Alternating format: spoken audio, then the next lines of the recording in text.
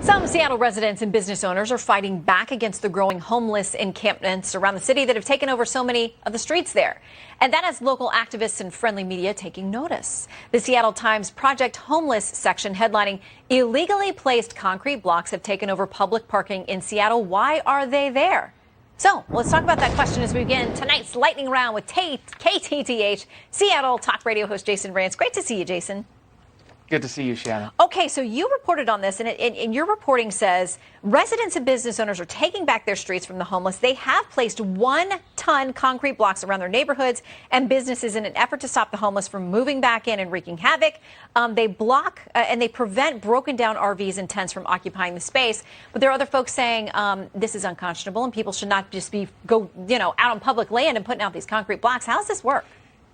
Yeah, I mean, it shows you just how desperate a lot of these Seattleites and business owners are. What ends up happening is every once in a while the city actually does its job and sweeps some of these encampments. The problem is they just come back the next day because there's no real incentive to go into the shelters that are being offered.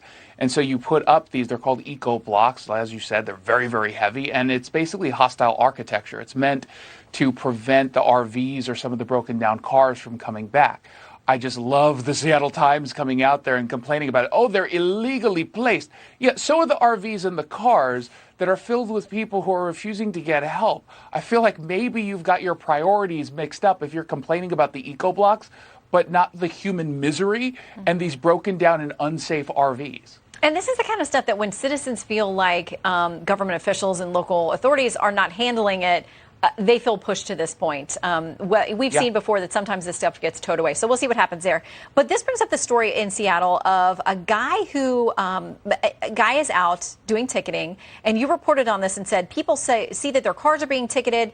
But in the same block, you may see a bunch of these broken down RVs or places where people have set up for homeless people to hang out. I want to play some video of somebody trying to talk with this officer about why he's getting a ticket and those folks aren't. Yeah, they're parking over the street, too. So there's a special unit that deals with that. I am not that special unit. So if you want to file a complaint, you need to go to the Find It, Fix It app and put in a complaint about the encampment. Okay. Well, more people down there, too, parking legally. All the trailers. Again, that stuff is dealt with by the Abandoned Vehicle Squad. Okay, so how does this work, Jason? Yeah, there's a lot of tension here. Obviously, this guy is seeing that taxpayers are getting ticketed for illegally parking, sometimes because they can't find any parking in their own neighborhoods because of the broken down RVs and cars. And yet none of those broken down RV and cars that are illegally parked, they're not getting ticketed because the city doesn't do any of that. They don't allow parking enforcement officers to engage in these encampments. Instead, as she says in the video, they rely on a specialty unit to go down and try to deal with these folks. The problem is those specialty units are not staffed very well. Mm-hmm. They only make contact with some of these encampments after maybe 6 months to a year of them just wreaking havoc. And so people are just getting sick and tired of this. And again, it's similar with the eco blocks. People are getting upset. People are finally saying, you need to move on this. We've given you all this time. We've given you all this money to the city, and the problem is only getting worse. Okay, super quick. I want you to weigh in on Los Angeles voting to get rid of homeless encampments around schools. Yeah, this is ludicrous. Last night in Los Angeles, some people tried to attack the council because they dare to say in a city that is already permissive on homelessness, maybe within 500 feet, don't set up a camp by a school or a daycare center. And yet the passion is there to keep people on the streets. Yeah. Okay. Jason, you always keep us up to date on the West Coast. Thank you so much. Great to see you. Thanks.